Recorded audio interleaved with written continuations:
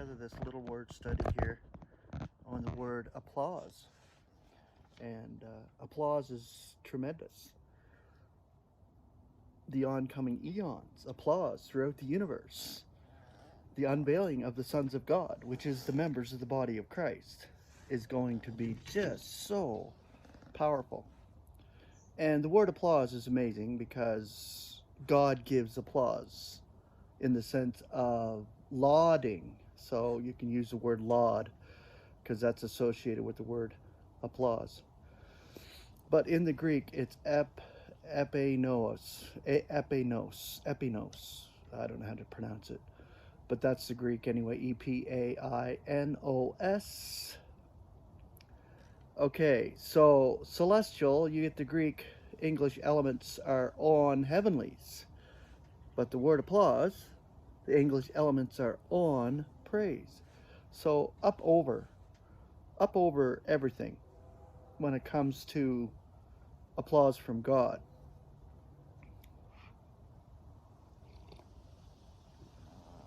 The Deus of Christ is just going to be spectacular.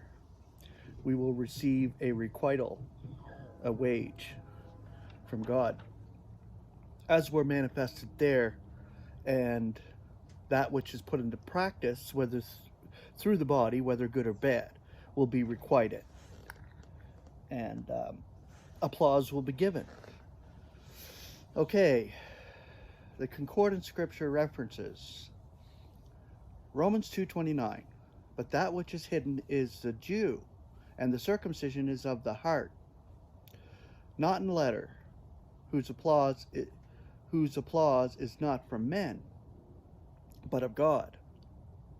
Romans 13:3, for magistrates are not a fear to the good act, but to the evil. Now you do not want to be fearing the authority. Do good and you will be having applause from it. 1 Corinthians 4:5, so that be not judging anything before the season, till the Lord should be coming, who will also illuminate the hidden things of darkness and manifests the counsels of the hearts.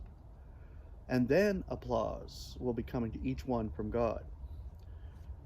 2 Corinthians 8:18, now we send together with him the brother whose applause in the evangel is through all the ecclesias.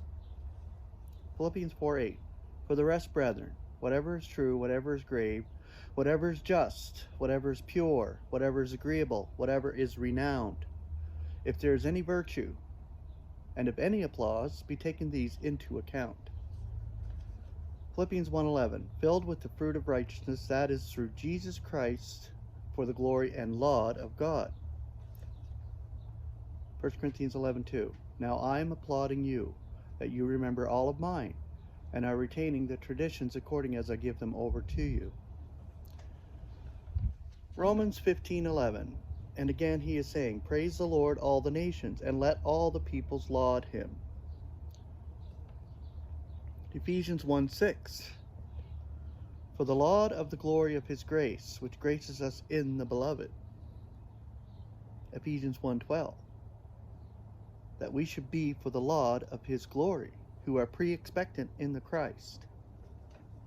Ephesians 1:14, which is an earnest of the enjoyment of our allotment, to the deliverance of that which has been procured, for the laud of his glory. And there's two passages here in the circumcision writings in 1 Peter, that I wanted to bring out of this because I just used all of the scripture that was there in the keyword concordance. So 1 Peter 2:14, or to governors, and being sent by him for vengeance on evildoers, yet for the applause of doers of good. And the last one, 1 Peter 1:7, that the testing of your faith, much more precious than gold, which is perishing, yet being tested by fire, may be found for applause and glory and honor at the unveiling of Jesus Christ.